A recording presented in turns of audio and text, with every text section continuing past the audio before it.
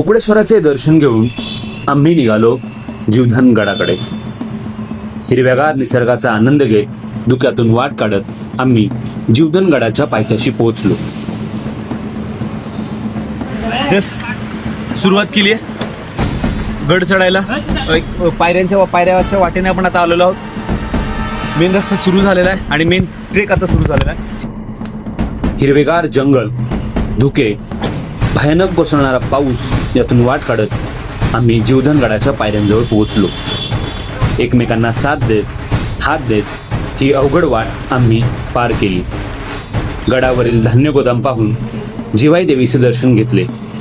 गडाच्या माथ्यावर पोचून तिथे रेस्ट करून खाऊन पिऊन आम्ही गड उताराला सुरुवात केली.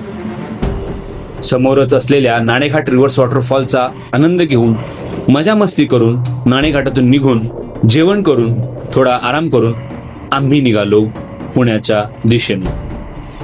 रोमांचाने भरलेली ही जर्नी माझ्या विद्यार्थ्यासोबतच्या आठवणी तयार करत संपली.